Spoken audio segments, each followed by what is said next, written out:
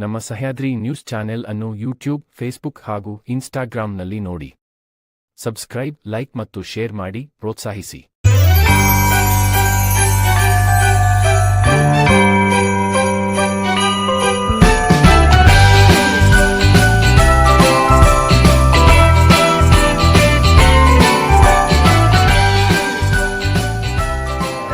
ನಮ್ಮ ಕನ್ನಡದಲ್ಲಿ ಆ ರೀತಿ ಈ ಮೊಳಕೆಯನ್ನು ನೋಡ್ತಾ ಇದ್ದೀನಿ. ಅಂಡ್ ಐ ವುಡ್ ಸೇ ಬಹುಶಃ ಈ ಜಾಗ ಸಾಲದೇ ಇರ್ಬೋದು, ಇನ್ನೊಂದು ವರ್ಷದಲ್ಲಿ ಬಹುಶಃ ಇಬ್ರಾಹಿಂ ಅವರೇ ಈ ಕಡೆನೂ ಕಟ್ಟಿಸ್ಬೇಕಾಗುತ್ತೆ ತಾವು. ಇಲ್ಲ, ಇದು ನಮಗೆ ನಮ್ಮ ದೇಶಕ್ಕೆ ಬೇಕಾಗಿರುವ ಶಿಕ್ಷಣ, ಇನ್ ಸ್ಕಿಲ್ ಎಜುಕೇಶನ್. ಕೌಶಲ್ಯ ಇಲ್ಲದಿದ್ರೆ ಯಾವ ಕೆಲಸ ಮಾಡೋಕ್ಕಾಗತ್ತೆ ಹೇಳಿ? ಎಸ್ಪೆಷಲಿ ಇನ್ಫ್ಯಾಕ್ಟ್ ಈವನ್ ನಾವುಗಳೇನೆ ಬಹುಶಃ ಒಂದ್ ಸ್ವಲ್ಪ ದಿನ ನಾವು ಯಾವುದೇ ಒಂದು ಟೂಲ್ನ ಹಿಡಿದೇ ಇದ್ರೆ ಅದು ನಮ್ಮ ಕೈಗೆಲ್ಲೇ ಸಿಗೋದಿಲ್ಲ. ಸಿಂಪಲ್ ಒಂದು ಸ್ಕ್ರೂ ಡ್ರೈವರ್ ಸ್ಕ್ರೂ ಮಾಡ್ಬಿಡಿ ನೋಡೋಣ, ಅಥವಾ ಒಂದು ಹ್ಯಾಮರ್ ಅಲ್ಲಿ ಒಂದು ನೇಲ್ ಹೊಡಿರಿ. ಆ ಅಭ್ಯಾಸ ಇರಲೇಬೇಕು, ಕಂಟಿನ್ಯೂಸ್ ಆಗಿ ಇರಬೇಕು, ಇದ್ರೇನೆ ಅದು ಕೌಶಲ್ಯ. ಇಲ್ಲ ಅಂದ್ರೆ ಕೌಶಲ್ಯ ಅಲ್ಲ, ಅದು ಕೆಲಸ ಮಾಡಕ್ಕೆ ಆಗೋದಿಲ್ಲ. ಈಗೇನಾಗ್ತಾ ಇದೆ ಮಕ್ಕಳಲ್ಲಿ, ನಾವು ಅದ್ಯಾಕೋ ಏನೋ ಇಲ್ಲ ನಮ್ಮ ಹುಡುಗ ಕೆಲಸ ಮಾಡಬಾರ್ದು, ಕೈ ಕೆಲಸನೇ ಮಾಡಬಾರ್ದು. ನಾನು ತುಂಬಾ ಮಾಡ್ಬಿಟ್ಟಿದ್ದೀನಿ, ನನ್ನ ಚಿಕ್ಕನ್ನಲ್ಲಿ ತುಂಬಾ ಕೆಲಸ ಮಾಡ್ಬಿಟ್ಟಿದ್ದೀನಿ, ನಾನು ತುಂಬಾ ಕಷ್ಟ ಬಿದ್ದು ಬಿಟ್ಟಿದ್ದೀನಿ. ಆದ್ರೆ ಈಗ ನನ್ನ ಮಕ್ಳು ಕಷ್ಟ ಬೀಳಬಾರ್ದು. ಕಷ್ಟ ಬೀಳದೆ ಹೆಂಗ್ರಿ ಅಭಿವೃದ್ಧಿ ಆಗಕ್ಕೆ ಸಾಧ್ಯ? ಕಷ್ಟ ಬೀಳದೆ ಜೀವನ ಹೆಂಗೆ ನಾವು ಫೇಸ್ ಮಾಡಕ್ಕಾಗತ್ತೆ? ಆಮೇಲೆ ಯಾವುದೇ ಒಂದು ಕೆಲಸ ನಮಗ್ ಗೊತ್ತಿಲ್ಲದೆ ಇದ್ರೆ ನಾವು ಹೇಗ್ ಜೀವನ ಮಾಡಕ್ಕಾಗತ್ತೆ? ಇಂಪಾಸಿಬಲ್ ಅಲ್ವೇ? ಸುಮ್ಮನೆ ನಾವು ಹಂಗೆ ಜೀವನ ಮಾಡಕ್ಕಾಗತ್ತಾ? ಸುಮ್ಮನೆ ಹಾಗೆ ದುಡ್ಡು ಬಂದ್ಬಿಡತ್ತಾ? ಸುಮ್ಮನೆ ಹಾಗೆ ಸಂಪಾದನೆ ಮಾಡಕ್ಕಾಗತ್ತಾ? ಕೆಲಸ ಮಾಡ್ಲೇಬೇಕು ತಾನೆ. ಕೆಲಸ ಮಾಡೋದಕ್ಕೆ ಏನೋ ಒಂದು ಕೌಶಲ್ಯ ಬೇಕು ತಾನೆ. ಈಗ ಮೊನ್ನೆ ನಾನು ಒಬ್ಬರನ್ನ ಮೀಟ್ ಮಾಡಿದ್ದೆ, ಅವ್ರು ಹೇಳ್ತಾ ಇದ್ರು ಚೈನಾದಲ್ಲಿ ಅವನು 16ನೇ ವಯಸ್ಸು, ಸ್ಕೂಲ್ ಮುಗಿಯೋದ್ರೊಳಗೆ 2 ಕೌಶಲ್ಯದಲ್ಲಿ ಮಾಸ್ಟರ್ಗೆ ಬಂದೇ ಬರ್ಬೇಕಂತೆ.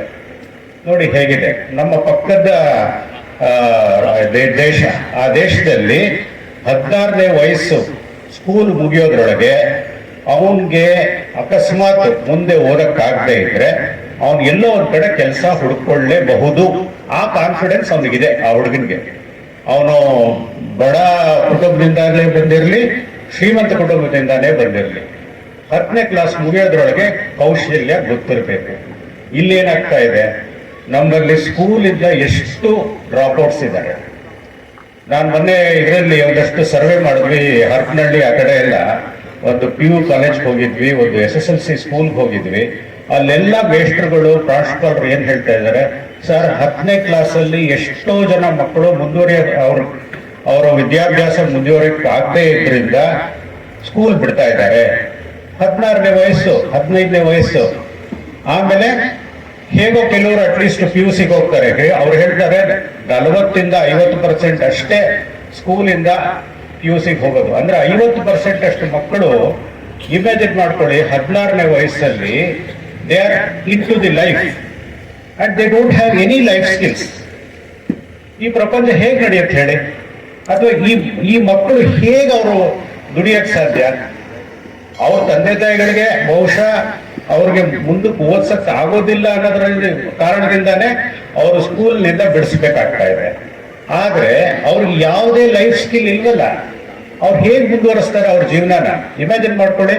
ಅಟ್ ದ ಸೇಮ್ ಟೈಮ್ ಅವ್ರು ಹೇಳ್ತಾ ಇರೋ 17ನೇ ವಯಸ್ಸಲ್ಲಿ, ಅಂದ್ರೆ ಫಸ್ಟ್ PUC ಮುಗಿಸ್ತಿದ್ದಂಗೆನೆ ಎಷ್ಟೋ ಜನ ಹೆಣ್ಮಕ್ಳು ಆ PUC ಇಂದ ಮುಗಿಸ್ಬೇಕಾಗತ್ತೆ, ಅಂದ್ರೆ PUC ಬಿಡ್ಬೇಕಾಗತ್ತಂತೆ. ಬಿಟ್ಟಿಸ್ಬಿಟ್ಟು ಅವ್ರನ್ನ ಬಹುಶಃ ಮದುವೆ ಮಾಡಿಸ್ತಾರೆ ಅಥವಾ ಮನೇಲೆ ಇಟ್ಕೋತಾರೆ. ಅಗೇನ್ ಅವ್ರಿಗೆ ಕೌಶಲ್ಯ ಇಲ್ಲ.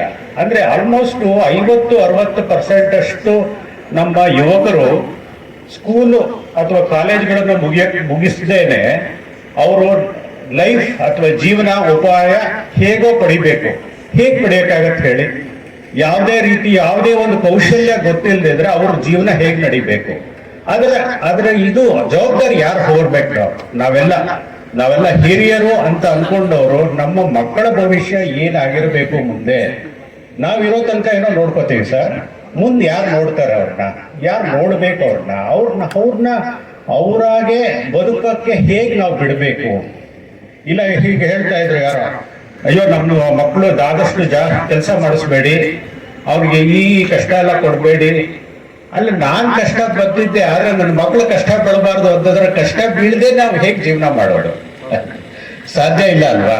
ಸೊ ಹಾಗೆ ಇನ್ಫ್ಯಾಕ್ಟ್ ಈ Malenadu institute of skill development ಶಿವಮೊಗ್ಗದಲ್ಲಿ ಬಂದಿರೋದು ಬಹಳ ಬಹಳ ಏನು ಸಂತೋಷಕರವಾದ ವಿಷಯ. ಐ ಥಿಂಕ್ ನಾನು ಈಗಷ್ಟೇ ಆ ಲ್ಯಾಬ್ಗಳೆಲ್ಲ ನೋಡಿದೆ. ಎಲ್ಲ ಲ್ಯಾಬ್ಗಳು ಹ್ಯಾಂಡ್ಸ್ ಆನ್. ನಮಗೆ ಕೈ ಕೆಲಸ ಗೊತ್ತಿರಬೇಕು, ಏನೋ ಹತ್ತಾರಲ್ಲ, ಕೈ ಕೆಲಸ ಗೊತ್ತಿದ್ರೆ ಬಾಯಿ ಮೊಸರು ಅಂತ, ಹಾಗೆ ಅಲ್ವಾ? ಸೊ ಕೈ ಕೆಲಸ ಒಂದು ಗೊತ್ತಿದ್ರೆ ನೀವು ಜೀವನದಲ್ಲಿ ಎಲ್ಲೇ ಹೋಗಿ ಬದುಕ್ಬೋದು. ಇಲ್ಲ ಕೆಲಸ ಕೊಡಿ ಅಂತ ಕಾನ್ಫಿಡೆಂಟ್ ಆಗಿ ಹೇಳ್ಬೋದು, ನನಗೆ ಈ ಕೆಲಸ ಬರುತ್ತೆ, ನಾನು ಕೆಲಸ ಮಾಡ್ತೀನಿ, ಈ ತರ ಮಾಡಿ ತೋರಿಸ್ತೀನಿ ಅನ್ನೋ ಒಂದು ಛಲ ಬರುತ್ತೆ. ಇಲ್ಲ ಅಂದ್ರೆ ತಗೊಂಬನ್ನಿ ನಾನು ಕೆಲಸ ಮಾಡ್ಕೊಡ್ತೀನಿ ಅನ್ನೋ ಒಂದು ಛಲ ಬರುತ್ತೆ. ಸೊ ಹಾಗಾಗಿ ಈ ಸಂಸ್ಥೆ ಇಲ್ಲಿ ಹುಟ್ಟಿರೋದು, ಅಲ್ಲಿರೋ ಕೆಲವೆಲ್ಲ ಲ್ಯಾಬ್ಸ್ ನಾನು ನೋಡಿದೆ. ಸಿಂಪಲ್ ಆಗಿ ಎಲೆಕ್ಟ್ರಿಕಲ್ ಇನ್ಸ್ಟಾಲೇಷನ್ ಇದೆ. ಈಗ ಎಷ್ಟೋ ಜನ ಮಕ್ಕಳು ಈ ಏನು ಕೆಲವೆಲ್ಲ ಸಂಸ್ಥೆಗಳಾಗಲೇ ಇದೆಯಲ್ಲ, ನಡೀತಾ ಇದೆಯಲ್ಲ, ITIಗಳಾಗ್ಲಿ ಪಾಲಿಟೆಕ್ನಿಕ್ಗಳಲ್ಲಾಗ್ಲಿ, ಎಷ್ಟೋ ಕಡೆ ಇಂಡಿವಿಜುವಲ್ ಆಗಿ ಕೈ ಕೆಲಸ ಮಾಡೋಕ್ಕೆ ಕೆಲವು ಕಡೆ ಸೌಲಭ್ಯಗಳು ಇರೋದಿಲ್ಲ. ಅವಾಗ ಏನಾಗುತ್ತೆ, ITI ಮುಗಿಸ್ತಾರೆ, ಪಾಲಿಟೆಕ್ನಿಕ್ ಮುಗಿಸ್ತಾರೆ, ಬಟ್ ಅವರಲ್ಲಿ ಯಾವುದೇ ಕಾನ್ಫಿಡೆನ್ಸ್ ಇರೋದಿಲ್ಲ ಕೈ ಕೆಲಸ ಮಾಡೋದಕ್ಕೆ. But I think this is a beautiful place, beautiful I would say facility has been provided, and I will appeal the parents of Shimoga city to take the advantage of this institution. ನೀವು ಅಕಸ್ಮಾತ್ ನಿಮ್ಮ ಮಕ್ಕಳು ITI ಮಾಡ್ತಿದ್ರು ಪರವಾಗಿಲ್ಲ, ಅವ್ರಿಗೆ ರಜದಲ್ಲಿ ಇಲ್ಲಿ ಬಂದು 1 ತಿಂಗಳು ಟ್ರೈನಿಂಗ್ ತಗೊಳಕ್ ಹೇಳಿ. ಅವ್ರಿಗೆ 1 ತಿಂಗಳು ಟ್ರೈನಿಂಗ್ ಆದ್ಮೇಲೆ ಹೇಳ್ತಾರೆ, ನಾನು 1 ವರ್ಷ ITI ನಲ್ಲಿ ಕೆಲಸ ಪಡೆದಿದ್ದ ತರಬೇತಿಗಿನ್ನ ಇಲ್ಲಿ 1 ತಿಂಗಳು ತಗೊಂಡಿದ್ದ ತರಬೇತಿ ಜಾಸ್ತಿ ಇದೆ ಅಂತ. ಹಾಗೆ ಇದರಲ್ಲಿ ಒಂದು ಲೆವೆಲ್ ನೆಕ್ಸ್ಟ್ ಹೋಯ್ತು ಅಂದ್ರೆ, ಎಲೆಕ್ಟ್ರಿಕಲ್ ಇನ್ಸ್ಟಾಲೇಷನ್ ಆದ್ಮೇಲೆ ನೆಕ್ಸ್ಟ್ ಲೆವೆಲ್ ಹೋಮ್ ಆಟೋಮೇಷನ್. ಈಗ ಎಷ್ಟೊಂದು ಮನೆಗಳಲ್ಲಿ ಹೋಮ್ ಆಟೋಮೇಷನ್ ಆಗ್ತಾ ಇದೆ. ಆದ್ರೆ ನಾವು ಎದ್ದು ಹೋಗಿ ಸ್ವಿಚ್ ಹಾಕಿಲ್ಲ, ಅಷ್ಟು ಸೋಮಾರಿತನ ಬಂದ್ಬಿಟ್ಟಿದೆ. ನಾವು ಮೊಬೈಲಲ್ಲೇ ಎಲ್ಲ ಪ್ರಪಂಚ ಓಡಿಸ್ಬೇಕು. ಸೊ ಮೊಬೈಲ್ನಲ್ಲೇನೆ ಸ್ವಿಚ್ಗಳು ಆಫ್ ಮಾಡಬೇಕು, ಅಥವಾ ಮೊಬೈಲ್ ಸ್ವಿಚ್ ಆಫ್ ಮಾಡೋಕ್ಕೂ ನಮ್ಮ ಬೆರಳುಗಳು ಮುಂದಕ್ಕೆ ಹೋಗಲ್ಲ, ನಮ್ಮ ಬಾಯಲ್ಲೇ ನಡಿಬೇಕು ಕೆಲಸ. ಚೂಮತ್ರ ಗಾಳಿ ಅಂದಂಗೆ ಅದಂದ್ರೆ ಅದಾಗ್ಬಿಡ್ಬೇಕು ಕೆಲಸ. ಸೊ ಅದನ್ನು ಹೇಗ್ ಮಾಡೋದು ಅಂದ್ರೆ ಅದು ಹಂಗೆ ಆಗೋದಿಲ್ಲ. ಅದ್ರ ಹಿಂದ್ಗಡೆ ಒಂದಷ್ಟು ಟೆಕ್ನಿಕಲ್ ವರ್ಕ್ ಇರುತ್ತೆ, ಅದ್ರ ಹಿಂದ್ಗಡೆ ಒಂದಷ್ಟು ಕೌಶಲ್ಯ ಇದೆ. ಆ ಕೌಶಲ್ಯನೂ ಕಲಿಸ್ತಾ ಇದ್ದಾರೆ ಇಲ್ಲಿ ಹೋಮ್ ಆಟೋಮೇಷನ್ ಅಂದ್ಬಿಟ್ಟು. ಇನ್ಫ್ಯಾಕ್ಟ್ ಅಲ್ಲಿ ಆಗ್ಲೇ ಒಂದು ಮನೇನೆ ಕಟ್ಬಿಟ್ಟಿದ್ದಾರೆ. ಆ ಮನೆಯಲ್ಲಿ ಹೇಗೆ ಯಾವ್ಯಾವ ಕಡೆ ಯಾವ ತರ ಬಲ್ಬ್ಸ್ ಹಾಕ್ಬೇಕು, ಯಾವ್ಯಾವ ತರ ಪ್ರೊಟೆಕ್ಷನ್ ಕೊಡಬೇಕು, ಯಾವ್ದೋ CCTV ಇರಬೇಕು, ಯಾವ್ದು ಡೋರ್ ಆಕ್ಸೆಸ್ ಇರಬೇಕು, ಯಾವ ರೀತಿ ಇರಬೇಕು, ಅದನ್ನ ಹೇಗೆ ವೈರಿಂಗ್ ಮಾಡಬೇಕು ಅನ್ನೋದನ್ನು ಆಗ್ಲೇ ಅಲ್ಲಿ ಕಲಿಸ್ಕೊಡ್ತಾ ಇದ್ದಾರೆ. ಇನ್ನು ಮುಂದಕ್ಕೆ ಹೋಯ್ತು ಅಂತ ಅಂದ್ರೆ ಇಂಡಸ್ಟ್ರಿಯಲ್ ಕಂಟ್ರೋಲ್ ಲ್ಯಾಬ್ ಅಂತ ಇದೆ.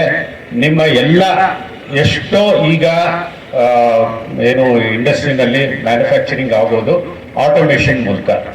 ಆ ಆಟೋಮೇಷನ್ ನ ವೈರಿಂಗ್ ಹೇಗೆ ಮಾಡೋದು, ಪ್ರೋಗ್ರಾಮಿಂಗ್ ಹೇಗೆ ಮಾಡೋದು, ಮತ್ತೆ ಕಂಟ್ರೋಲ್ ಮಾಡೋದು ಹೇಗೆ, ಸಿಂಪಲ್ ಮೋಟರ್ ಕಂಟ್ರೋಲ್ ಮಾಡೋದಿರ್ಬೋದು, ಬೇರೆ ಯಾವುದೇ ಉಪಕರಣಗಳನ್ನ ಕಂಟ್ರೋಲ್ ಮಾಡೋದಾಗ್ಲಿ ಇರ್ಬೋದು, ಅದನ್ನು ಹೇಳ್ಕೊಡ್ತಾ ಇದ್ದಾರೆ. ಬಹುಶಃ ನಿಮ್ಗೆ ಆಶ್ಚರ್ಯ ಆಗ್ಬೋದು, ಆದ್ರೆ ಕಸೂತಿ ಕೆಲಸ ಮಾಡ್ತಿದ್ದವ್ರು ಯಾರು? ಹೆಣ್ಮಕ್ಳು. ಎಂಬ್ರಾಯ್ಡ್ರಿ ಮಾಡ್ತಿದ್ದವ್ರು ಯಾರು? ಹೆಣ್ಮಕ್ಳು. ಹೆಣ್ಮಕ್ಳಿಗೆ ಆ ಒಂದು ಪೇಷನ್ಸ್ ಇದೆ, ಆ ಕೈಯಲ್ಲಿ ಒಂದು ಕುಶಲತೆ ಇದೆ. ಆ ಕುಶಲತೆ ಎಲ್ಲಿಗೆ ಹೋಗ್ತಾ ಇದೆ ಅಂದ್ರೆ ವೆಲ್ಡಿಂಗ್ ನಲ್ಲೂ ಅವರ ಕುಶಲತೆ ಬೇಕಾಗಿದೆ. So please promote your girls to take up welding also. In fact, it is one of the critical job in industry, and it is also highest paid in the industry at a particular level. ಬಹುಶಃ initially ಅಷ್ಟು ಅನ್ನಿಸ್ದೇ ಇರ್ಬೋದು, ಅಷ್ಟು ಸಂಬಳ ಬರಲ್ಲ ಅಂತ ಅನ್ನಿಸ್ಬೋದು. But as you master welding, the amount of the remuneration the industry is ready to pay is quite high. ಹಾಗೇನೆ ಯಾವುದೇ ಸ್ಕಿಲ್ ಆಗಲಿ, ನೀವು ಅನ್ನಿಸ್ಬೋದು ಇದು ಏನಪ್ಪ ಈ ಕೈ ಕೆಲಸ ಮಾಡ್ಬಿಟ್ಟು ಏನ್ ಪ್ರಯೋಜನ, ನಮ್ಮ ಹುಡುಗ ಪ್ರೋಗ್ರಾಮಿಂಗ್ ಮಾಡ್ಲಿ, ನಮ್ಮ ಹುಡುಗ ತಲೆಯಲ್ಲಿ ಕೆಲಸ ಮಾಡ್ಲಿ ಅಂತ, ಅಥವಾ ಏರ್ ಕಂಡೀಷನ್ ಅಲ್ಲಿ ಹೋಗಿ ಕೂತ್ಕೊಳ್ಳಿ ಅಂತ.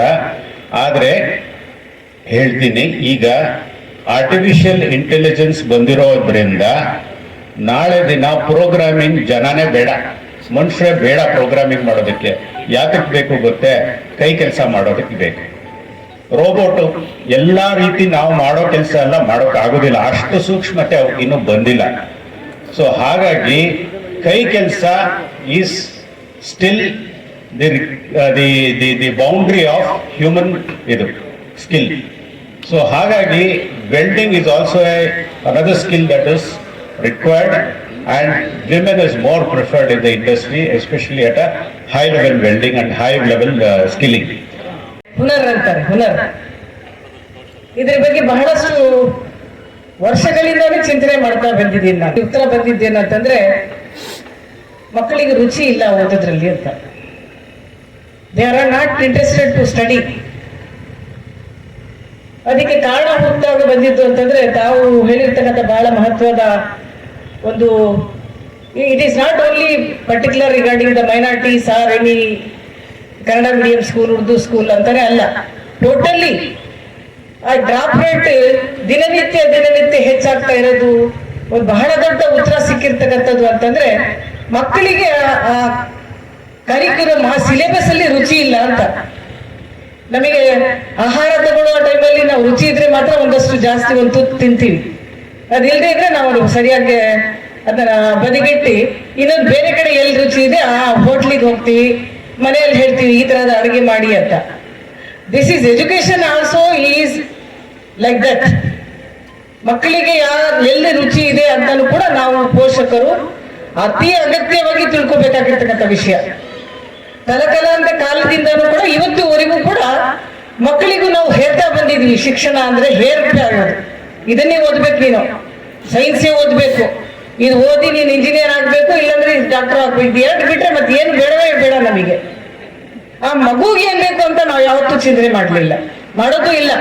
ನಾನು ಪಕ್ಕದವರಲ್ಲಿ ಯಾವ್ದಾದ್ರು ಮಗು ಒಂದು ಇಂಜಿನಿಯರ್ ಆಯ್ತು ಅಂತಂದ್ರೆ ಅಲ್ಲಿ ತಾಯಿ ಶುರು ಮಾಡ್ತಾರೆ, ನೋಡು ಅವ್ನು ಇಂಜಿನಿಯರ್ ಆಗಿದ್ದಾನೆ, ನೀನು ಇಂಜಿನಿಯರ್ ಆಗ್ಬೇಕು, ಅವಳು ಡಾಕ್ಟರ್ ಆಗ್ತಾ ಇದ್ದಲ್ಲಿ ನೀನು ಆ ಡಾಕ್ಟರ್ ಆಗ್ಬೇಕು, ಬೇರೆ ಏನ್ ಚಿಂತನೆ ಮಾಡ್ಬೇಡ ನೀನು. ಅವಳಿಗೆ ಸೈನ್ಸ್ ಅಲ್ಲಿ ರುಚಿ ಇರ್ಲಿ, ಅವಳು ಆ ಲೆಕ್ಕ ಅವಳ ತಲೆಗೆ ಹೋಗ್ಲಿ ಬಿಡ್ಲಿ, ಅದನ್ನೇ ಆಗ್ಬೇಕು.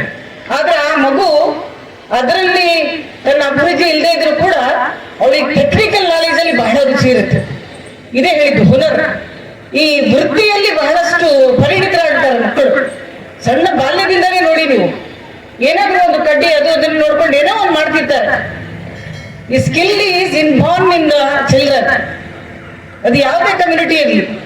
ನನಗೊಂದು ನಮ್ಮ ಸ್ಕಿಲ್ ಮ್ಯಾನ್ ಇದ್ದಾರೆ, ನನಗೊಂದು ನನ್ನ ಒಂದು 40 ವರ್ಷದ ರಾಜಕೀಯ ಒಂದು ಹಿನ್ನೆಲೆ ಹೇಳ್ತೀನಿ. ಈ ಅಲ್ಪಸಂಖ್ಯಾತರಲ್ಲಿ ಈ ತರದ ರುಚಿ ಇರ್ತಕ್ಕಂಥದ್ದು 100ಕ್ಕೆ 100 ಮಕ್ಕಳಲ್ಲಿ. ಇದಕ್ಕೊಂದು ಉದಾಹರಣೆ ಯಾಕೆ ಹೇಳ್ತೀನಿ, ನಮ್ಮ ಅಂತ ಒಬ್ಬರಿದ್ರೆ ಅವರು ಸಂಜೆ ಟೀ ಕುಡಿಯೋಣ ಬಾ ಬಸ್ ಮಾಲಿ ಅಂತ ಕರ್ಕೊಂಡು ಕೂದಾಗ ಹೆಂಗೆ ಏನ್ ಮಾಡ್ತಾ ಇದಾರೆ ಮಕ್ಕಳೆಲ್ಲ ಮಾಡ್ತಾರೆ. ಏನ್ ಮಾಡ್ತೀರಿ ಸ್ವಾಮಿ, ಶಾಲೆ ಕಳಿಸಿದ್ರೆ ಹೋಗೋದೆಲ್ಲ ಹೊರಗೆ ಬಂದ್ಬಿಡ್ತಾನೆ, ಒಳಗೆ ಬಂದ್ಬಿಡ್ತಾನೆ, ಮನೇಲಿ ಬಂದು ಏನೇನೋ ಮಾಡ್ತಿರ್ತಾನೆ, ಅವನು ಏನ್ ಮಾಡ್ತಾನೆ ಅಂತಾನೆ ಗೊತ್ತಾಗಲ್ಲ ನನಗೆ. ಆಮೇಲೆ ಅವನು ಆಟ ಆಡ್ತಾ ಬಂದಂತೆ. He was hardly about 12 to 15 years ಆ ರೇಂಜ್ ಅಲ್ಲಿ. ಇವರು ಮೊಬೈಲ್ ಇಟ್ಕೊಂಡು ಹಿಂಗೆ ನೋಡಪ್ಪ ಬೆಳಕಲಾಗ ಹೋಗ್ಲಿ, ಆ ಮಗುಗೆ ಸರಿಯಾಗಿ ನೋಡ್ಕೊ ನೀನು. ಇಸ್ಮಾಯಿಲ್, ಇಲ್ಲಿ ಯಾರಾದ್ರೂ ಅಂಗಡಿ ಇದೆಯೇನೋ, ನನಗೆ ಈ ಮೊಬೈಲ್ ನನಗೆ ಕೈ ಕೊಡ್ತು ನೋಡುವ, ನನಗೆ ಯಾರಿಗೂ ಸಂಪರ್ಕ ಮಾಡಕ್ಕೆ ಆಗ್ತಾ ಇಲ್ಲ ಅಂತ ಅವ್ರ ಹತ್ರ ಅವರು ಅಳಿವಲನ್ನ ತೋಡ್ಕೊಂಡಿರತ್ತೆ. ಆ ಮಗುಗೆ ಚಕ್ ಅಂತ ಆ ಕಡೆ ಗಮನ ಹೋಯ್ತಂತೆ. ಹೋದ ತಕ್ಷಣ ಅವ್ರ ಕೈಯಲ್ಲಿ ಇದ್ದಿದ್ದ ಮೇಲೆ ಮೊಬೈಲ್ ಅನ್ನ ಚಟ್ ಅಂತ ಇಸ್ಕೊಳ್ತದೆ ಪಾಪ ಮಗು. ಆ ಪಕ್ಕದ ರೂಮಲ್ಲಿ ಹೋಗಿ ಅದನ್ನು ತೆಗ್ದು ಆ ಚಿಪ್ ತೆಗ್ಸಿ ಅದಕ್ಕೆಲ್ಲ ಬರೆಸಿ ಎಲ್ಲ ಒಂದು ಸ್ವಲ್ಪ ಓದಿ ಅದನ್ನ ಮತ್ತೆ ಹಾಕಿ ಅದ್ ಮಗಡಿ ಆನ್ ಮಾಡಿದ್ನಂತೆ. ಮೊಬೈಲ್ ಆನ್ ಐತೆ ಅಂತ ತಗೊಂಬಿಡ್ರಿ ಅಂತ ಹೇಳ್ಬಿಟ್ಟು ಅವ್ರು ಕೊಟ್ಟು ಮಾಡಿ ಸರ್ ಫೋನ್ ಅನ್ನತ್. ಅವ್ರು ಫೋನ್ ಮಾಡಿದಾಗ ಹೊಸ ಮಿಸಸ್ಸಿಗೆ ಫೋನ್ ಮಾಡಿದ್ರು. ಹಲೋ ಅನ್ನೋ, ಯಾರಿಗೆ ಮಾತಾಡಿದ್ರು ನನ್ನ ಮಿಸಸ್. ಅವ್ರಿಗೆ ಅವತ್ತು ದಿನ ಅಷ್ಟು ಅತ್ಯಂತ ಸಂತೋಷ ತಂದಿರ್ತಕ್ಕಂಥ ದಿನ ಅಂತಂತೆ. ಇದನ್ನ ಯಾಕೆ ಹೇಳ್ತೀನಿ ಅಂದ್ರೆ, ಮಕ್ಕಳಲ್ಲಿ ಅಂತ ಒಂದು ಪ್ರತಿಭೆ ಇರೋದನ್ನ ಆ ತಂದೆ ಗುರ್ಸಕ್ಕಾಗ್ಲಿಲ್ಲ.